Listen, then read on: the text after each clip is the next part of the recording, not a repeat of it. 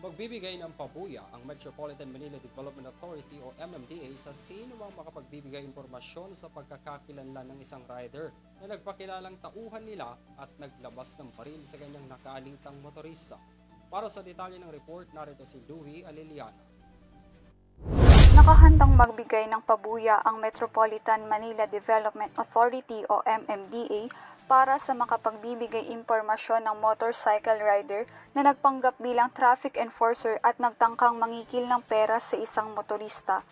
Binigyang pansin ni MMDA Chief Attorney Armando Artes sa isang press conference ang tungkol sa kumakalat na video ng isang lalaki na nanghihingi ng pera matapos manita ng kapwa motorista dahil sa umano'y paglabag sa batas trapiko. Sa video na kinunan mismo ng nasitang motorista, umalis ang nagpakilalang traffic enforcer ng MMDA nang hingi ng ID nito. Paglilinaw ni Artes, hindi empleyado ng MMDA ang lalaki sa video.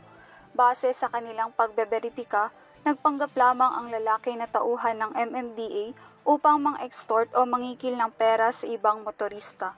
Kaugnay nito nanawagan ang ahensya sa sinumang makapagsasabi ng pangalan at tirahan na nagpapanggap na lalaki.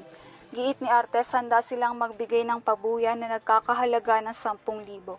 Kasama sa Facebook post ng MMDA ang larawan ng lalaki, suot ang itim na jacket o raincoat at helmet.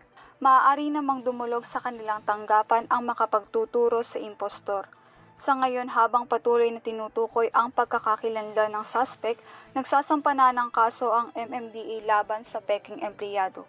Para sa EuroTV News, ako si Louie Aliliana, sumasaludo sa bawat Pilipino.